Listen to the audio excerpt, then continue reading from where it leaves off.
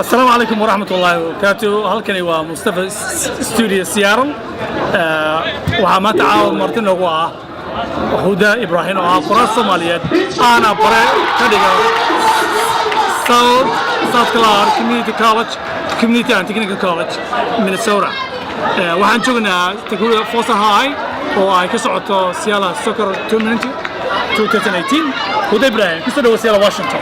Hello, okay, thanks so much. Thanks for having me.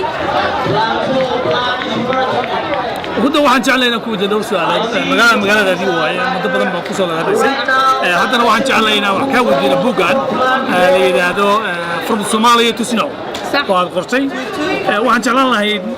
maxaa kugu dhaliyay buuga qortay buugan From Somalia to Snow waxa igu dhaliyay waxay ahayd horta waa Soomaalidii barafka timid waxa waaye dad badan ayaa su'aalo badan iga weydiiyay mar walba Soomaalida oo oranaya dhaqankiina maxaa waaye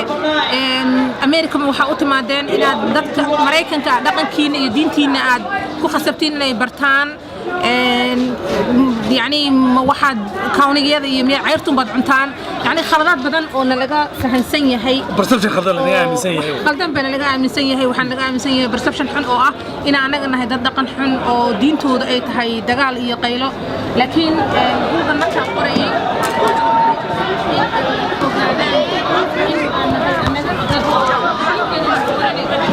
It's Charles. Still going on. لكن بوجنا وحكت ترجمية أنا دقن كنا وحكت ترجمية دينتنا إن أنا هذا دين تودي دقن كودا شعل إن أي هيستان حسيا شيء أي كان نقدان قيب وين مريكان كان ودن كان عن شوفنا هذا كنا ما شاء الله أديت ما ستعيش حد كفسي مجيت عقبضة يو أرماء كلكوتي أنت بارتاك وشتي بوجا صح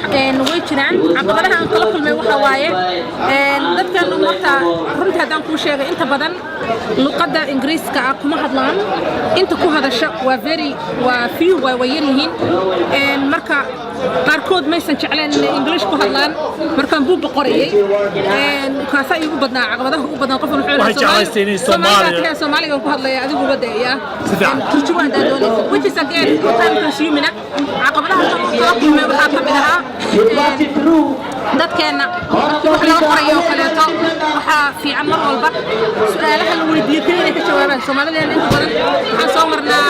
dhinac dheer geeli marka halka ka daaqay walaala marka way yaradi badnayd why I was conducting the research but other than that alhamdulillah community was very welcoming by ahaayeen very inviting by ahaayeen dad jecel inay ila share garayaan challenge-gooda iyo opportunity-gooda ahaayeen marka dadka Soomaalida ahna waan u qoray si ay u ogaadaan waxyaabaha naga maqan waayo marar badan ba waxa jirta inaanan garanaynin sida looga jawaabo haday noqoto kale way Soomaalida ee dadka indhaha uga eegin markay hadlayaan kale waa wax iska basiid ah laakiin halka waxaad ka helaysaa su'aalo badan oo aan kaga jawaabay oo ah way anaga aanan eye contact ugu sameeynin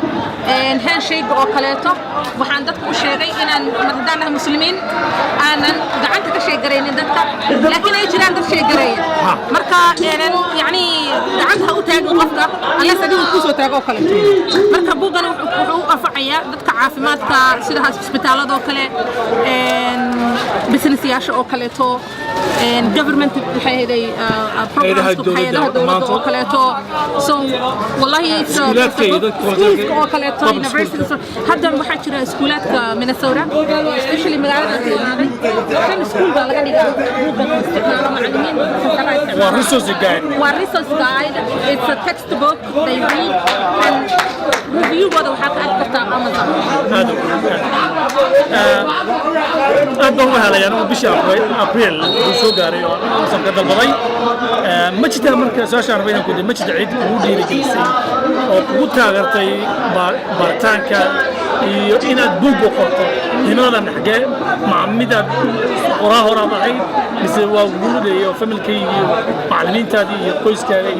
ويانا أبا هي ما جت عيد ودي رجلسي صح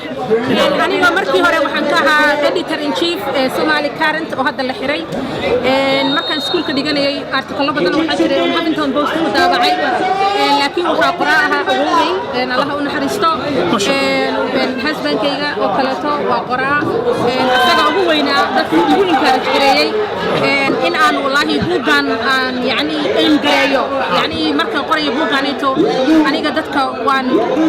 komediyaal badan baa fariistaa waan volunteer gareynayay waan hadlayay training ku sameynayay laakiin qofka ugu horeeyay oo garabka weyn ugu siiyay oo dhahay you have been a writer for so long I think this is the time to put this effort in a book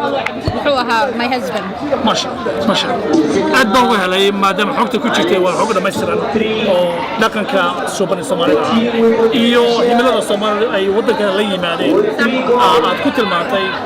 waan mid qiimo weyn ugu fadhiyo qof kasta oo doonaya inuu ka ogaado dadka ajaanibta dadka ugu soo martigeliyay inay ogaadaan dhaqankeena iyo waxaan jeclahay oo aan inaan ka duwanayn jawga hore yimid